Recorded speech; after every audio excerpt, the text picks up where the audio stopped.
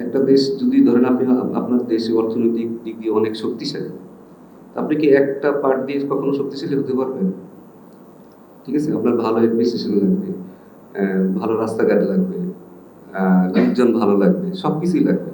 তো আমার দেশে আমার কাছে মনে হয় যে প্লেয়াররা যদি বলেন যে প্লেয়াররা চেষ্টা করতেছে না, এটা একদম ভুল বলা হবে। কারণ আমি খুব কাছ থেকে দেখতেছি তারা চেষ্টা করতেছে। বাট এইটার সাথে তো আনুষঙ্গিক অনেক ব্যাপার-স্যাপার থাকবে। আমার ভালো কোচ লাগবে, আমরা ভালো কোচিং করাই না। ঠিক আছে? আমরা গ্রাসরুট থেকে আমরা ভালো কোচিং করাই না।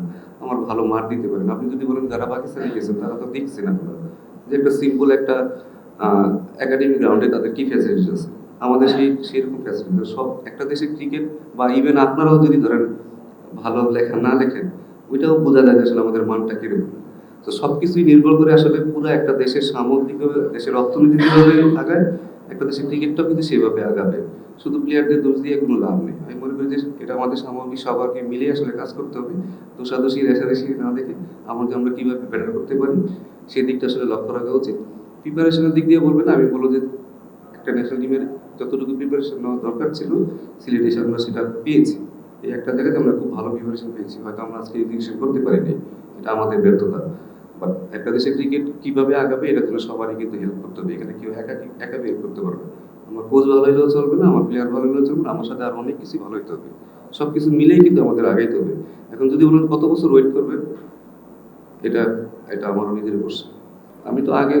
আমি তো ছিলাম না, আমি ওয়েস্ট ইন্ডিজ থেকে টেস্ট ম্যাচ থেকে দেখেছি, বা তার আগে তো তারা পাকিস্তানের সাথে টেস্ট ম্যাচ জিতেছে।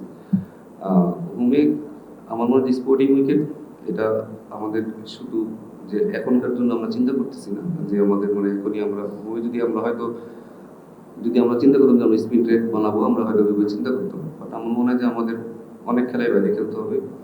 আমাদের সামনে যেহেতু আমরা স্ট্রাগল করি কনসিডারকে, সেটাই আমাদের আসলে একটা, যেহেতু আমি মনে করি এটা বাইল্যাটারাল সিরিজ, এখানে আমার মনে হয় যে আমাদের উন্নতিটা কোন জায়গায় করা দরকার, তাড়াতাড়ি সেই জিনিসটা আমাদের অ্যাডাপ্ট করার বাইরে যদি আমরা খেলতে চাই সেই অ্যাডাপ্টেশনটা আমাদের খুব বেশি জরুরি। সো আর আমি বলি যে আমি মনে করি যে আমাদের পেস বোলাররা লাস্ট 2-3টা সিরিজে খুবই ভালো বোলিং করেছে।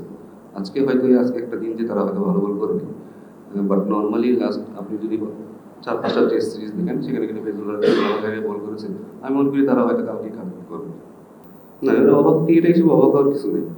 এটা দেশে একদিন আপনি খারাপ খেলতেই পারেন, নেক্সট ডে আপনি একটা কামব্যাক করতে পারেন। টেস্ট ক্রিকেট আপনাকে বললাম তো, আপনাকে সবসময় আপনার সেকেন্ড চান্স থাকে। তো জীবনটা একটা ইনিংসেই শেষ হয়ে যাবে। সেকেন্ড ইনিংসে হয়তো আমার ছেলেরা ভালোভাবে কামব্যাক করবে, হয়তো তার ওই দিন হয়তো আপনার অন্যভাবে কথা বলবেন। Hope for the best. Walton আবারও মিলিনিয়ার অফারে ওয়ালটন ফ্রিজ কিনে আপনিও হয়ে যেতে পারেন মিলিয়নিয়ার। মিলিনিয়ার ছড়াছড়ি দেশ জুড়ে, এটা শুধু ওয়ালটেনই পারে।